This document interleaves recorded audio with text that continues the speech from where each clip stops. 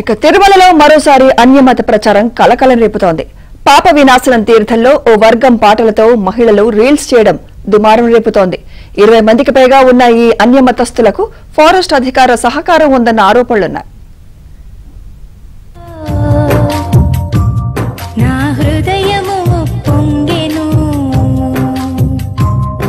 ఒక దివ్యమైన సంగతితో నా హృదయము పొంగెను.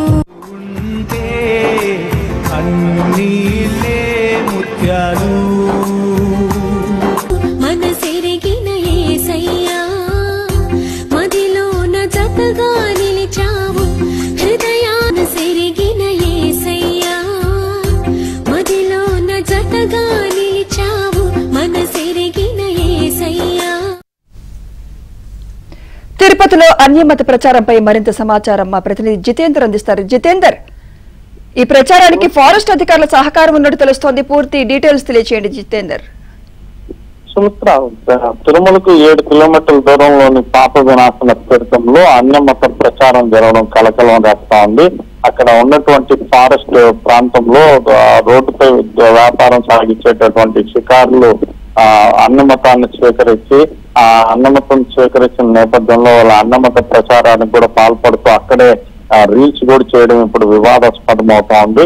ఈ షికారీలంతా కూడా క్రైస్తవ మతాన్ని స్వీకరించి అక్కడే ఉన్నటువంటి ప్రాంతంలో ఆ క్రైస్తవ మతానికి సంబంధించినటువంటి రీల్స్ ని చేసి దాన్ని ఇన్స్టాగ్రామ్ లో కూడా పోస్ట్ చేయడంతో అక్కడ ఇన్స్టాగ్రామ్ లో పాపనాశంలో చేసినటువంటి అన్నమత ప్రచారాన్ని చేసినటువంటి పలువురు టీటీడీకి కూడా ఫిర్యాదు చేసినటువంటి పరిస్థితి. ఈ ప్రాంతం మొత్తం కూడా ఫారెస్ట్ కింద వస్తుండడంతో అక్కడ టీటీడీ వారిపై ఎటువంటి చర్యలు కూడా తీసుకునేటటువంటి అవకాశం లేనటువంటి నేపథ్యంలో టీటీడీ అధికారులు ఫారెస్ట్ అధికారులు కూడా ఫిర్యాదు చేసినటువంటి పరిస్థితి. దీంతో ఫారెస్ట్ అధికారులు కూడా అక్కడ చేరుకొని అక్కడ ఉన్నటువంటి ఈ అన్నమతాన్ని స్వీకరించినటువంటి పలువురు షికారుల్ని కూడా తిరుమల పాపనాథ తీర్థం నుంచి కూడా తిరుపతికి తరలించి వారిని విచారిస్తున్నటువంటి పరిస్థితి కూడా ఉంది.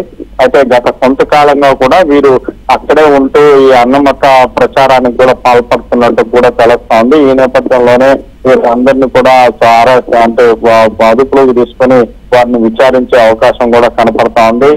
ఇప్పటికే టీటీడీ అన్నమత ప్రచారం జరగడం పైన కూడా సీరియస్ అయింది.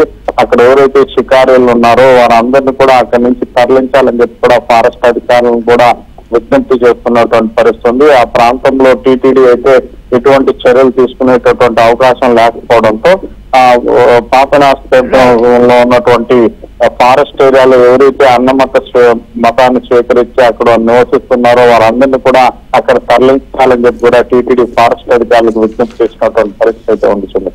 Right, thank you Jitender.